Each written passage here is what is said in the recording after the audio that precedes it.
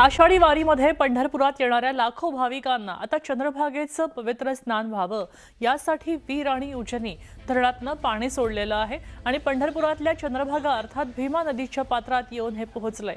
मागच्या 10 दिवसांपूर्वी झालेल्या पुणे जिल्ह्यातल्या पावसामुळे मोठ्या प्रमाणावर विसर्ग वीर आणि उजनी धरणात आला आणि याचाच परिणाम म्हणून आता पंढरपूरच्या चंद्रभागेच्या पात्रात नदीचं पाणी पोहोचलंय आणि वारकऱ्यांना एकादशीच्या स्नानाची चिंता मिटली।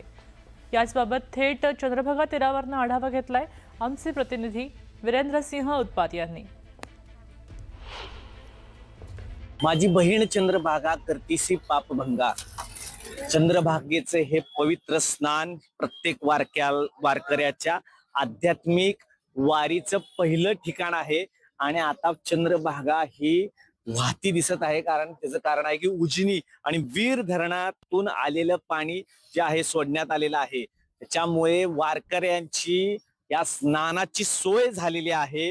कारण की मागील काही दिवसामध्ये अल निनोच्या संकटामुळे एकंदरीत परिस्थिती उजनीची जी 27% मायनस मध्ये गेली होती ती आता प्लस मध्ये आलेली आहे आणि पाऊस काय झाल्या कारणाने ह्या वारकऱ्यांचं जे अत्यंत पवित्र स्नान जे आहे चंद्रभागेमधले त्याची सोय झालेली आहे।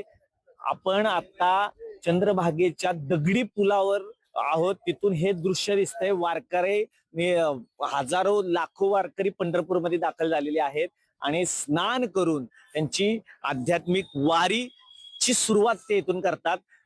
प्रशासनाकडून जे ब्रिटिशकालीन दगडी पूल आहेत त्याच्यावर बॅरिकेड्स टाकण्यात आलेले आहेत, जेणेकरून कोणत्याही प्रकारची दुर्घटना होऊ नये हा त्यामागचा हेतू आहे।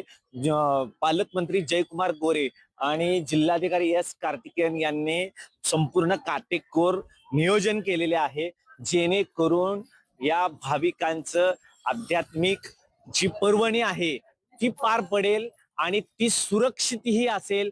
ह्याचा त्यामागचा पूर्ण ह्या नियोजनाचा हेतू आहे। त्यामुळे भाविकांनी या चंद्रभागेमध्ये स्नान करण्याचा जो आहे आनंद तो लुटताना आपल्याला दिसत आहे। व्हिडिओ जर्नलिस्ट अजित देशपांडे सोबत वीरेंद्रसिंह उत्पात, न्यूज 18 मराठी, पंढरपूर।